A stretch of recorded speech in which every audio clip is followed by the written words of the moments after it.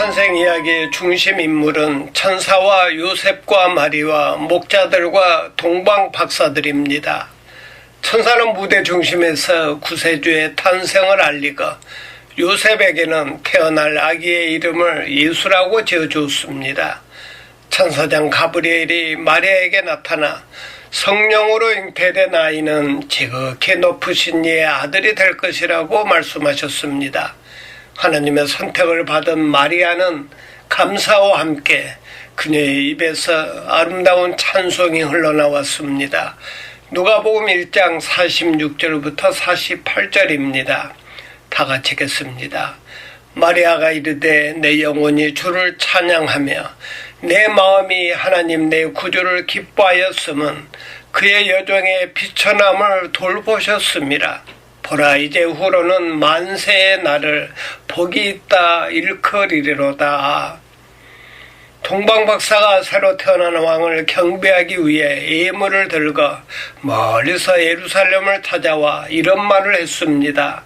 유대인의 왕으로 나신 이가 어디 계시냐? 우리가 동방에서 그의 배를 보고 그에게 경배하러 왔노라.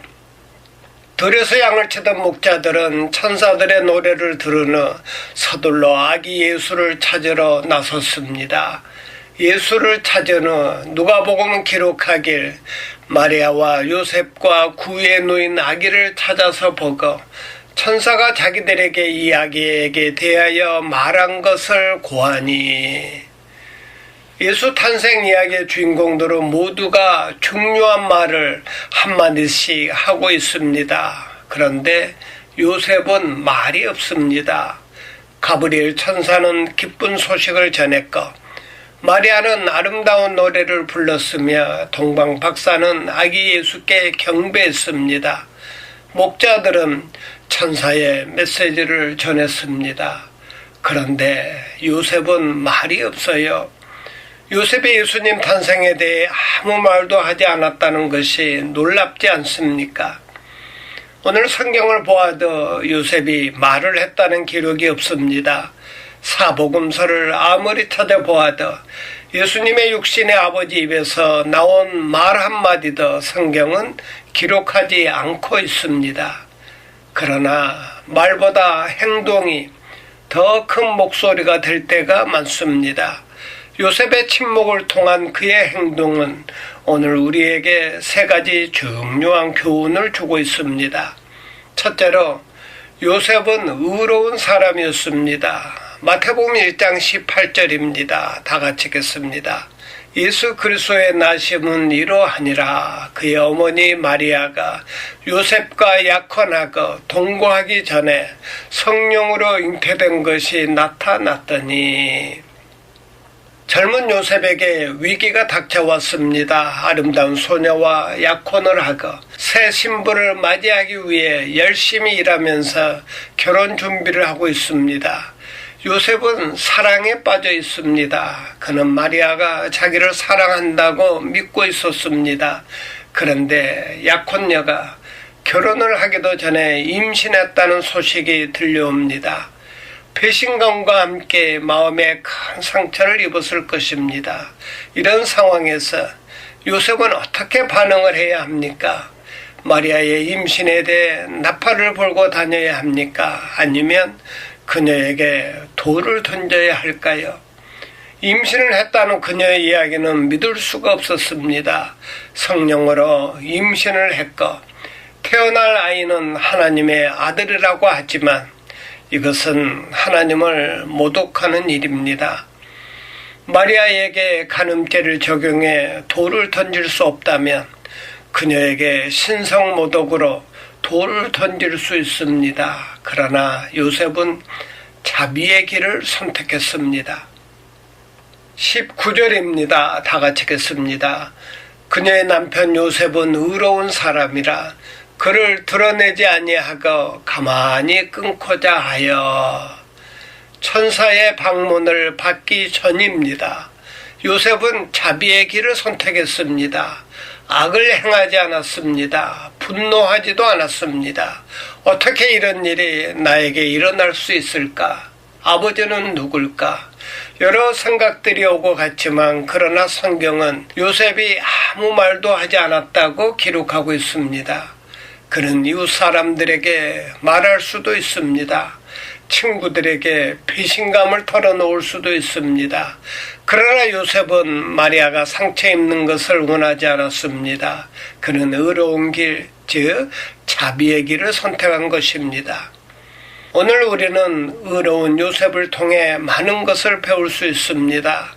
아마 우리가 요셉과 같은 처지에 놓이지는 않겠지만 그러나 사람들이 우리를 배신하고 상처를 주었을 때 우리는 어떤 반응을 해야 할까요? 만약 우리가 정말로 의로운 사람이라면 사람들이 우리에게 잘못했다 할지라도 우리는 올바른 행동을 해야 합니다. 둘째로 요셉으로부터 배우는 교훈은 구원입니다. 마태복음 1장 20절과 21절입니다. 다 같이 읽겠습니다. 이 일을 생각할 때에 주의 사자가 현몽하여 이르되 다윗의 자손 요셉아 내 아내 마리아 데려오기를 무수하지 말라. 그에게 잉태된 자는 성령으로 된 것이라. 아들을 낳으리니 이름을 예수라 하라. 이는 그가 자기 백성을 그들의 죄에서 구원할 자이심이라 하니라. 하나님은 요셉에게 꿈을 통해 신령한 계획을 가르쳐 주셨습니다.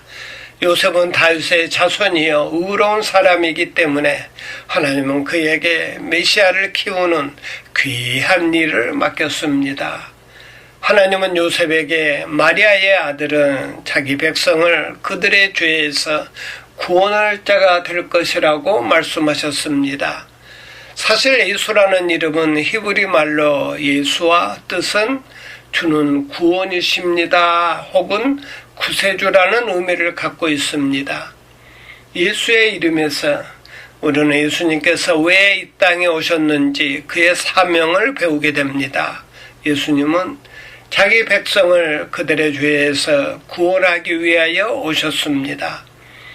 요셉은 이 땅에서 태어난 어떤 아이들보다도 가장 중요한 아이를 키우게 된다는 것을 알게 되었을 때 그의 기대가 얼마나 컸을지 상상해 보십시오. 하나님은 요셉에게 그의 아들을 구세주로 키우도록 말씀하고 있었습니다. 그러나 대부분의 사람들은 이와 같은 도전을 받아들이고 싶어 하지 않습니다. 셋째로 요셉으로부터 배우는 교훈은 순종입니다. 마태복음 1장 24절과 25절입니다. 다 같이 읽겠습니다. 요셉이 잠에서 깨어 일어나 주의 사자의 분부대로 행하여 그의 아내를 데려왔으나 아들을 낳기까지 동침하지 아니하더니 나음에 이름을 예수라 하니라. 요셉은 주저하지 않았습니다. 그는 하나님께서 무엇을 원하시는지 분명히 알았고 순종할 준비가 되어 있었습니다. 그는 마리아를 아내로 맞이합니다. 그리고 아들을 낳자 이름을 예수라고 불렀습니다. 요셉은 하나님을 믿었고 하나님의 말씀과 그분의 뜻에 온전히 순종했습니다. 나중에 요셉은 마리아와 아기 예수를 데리고 이집트로 이민을 갑니다. 그는 안정된 직업, 목수일을 뒤로 두고 하나님의 말씀에 순종하기 위해 이집트로 갑니다. 그는 하나님께서 명령하신 그대로 순종하는 믿음의 사람이었습니다. 그렇습니다. 성경은 정의하기를 믿음은 순종에 따르고 순종에는 믿음이 따른다고 말합니다. 다른 말로 말하면 믿음과 순종은 동전의 양면과 같습니다.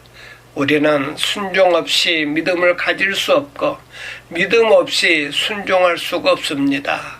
순종은 하나님께서 말씀하신 것이면 무엇이든지 그대로 행하는 것입니다.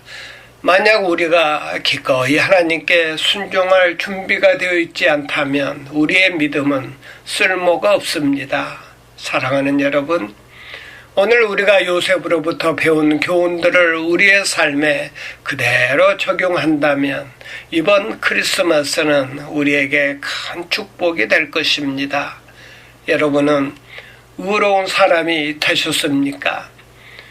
주위 사람들이 여러분에게 잘못했을 때 그 사람들을 친절과 자비와 용서하는 마음으로 대할 수 있습니까? 구원의 은혜를 누리고 계십니까? 여러분의 모든 죄가 예수님의 피로 깨끗하게 씻음을 받으셨습니까? 어떤 희생을 치르더라도 하나님의 말씀과 그분의 뜻에 기꺼이 순종하시겠습니까?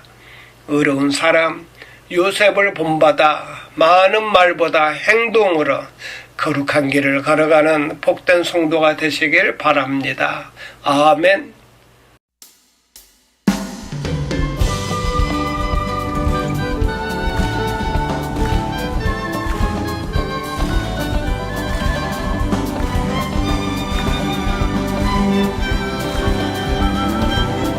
변찮은 주님의 사랑을 찬양하겠습니다.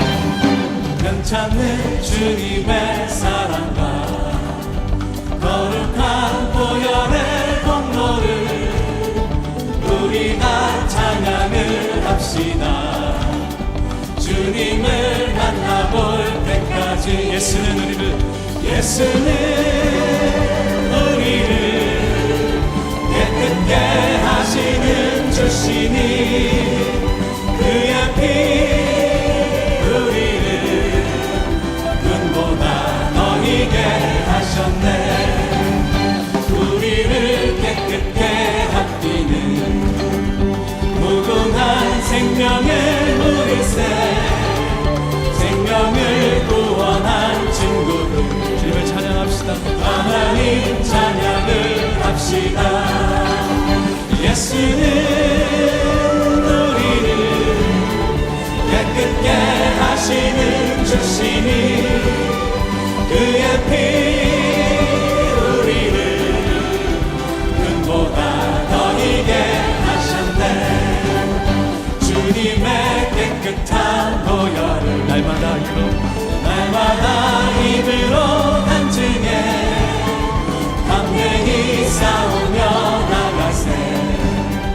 전국에 들어갈 때까지 예수는 우리를 깨끗게 하시는 주시니 그의 피 우리를 눈보다 더 희게 하셨네. 십자가 틈틈이 붙잡고 날마다 이기며 나가세. 머리에 면류관 쓰고서 주 앞에 찬양할 예수는 우리를 깨끗게 하시는 주시니 그의 피 우리를 눈보다 더 희게 예수는 우리를 깨끗게 하십니다.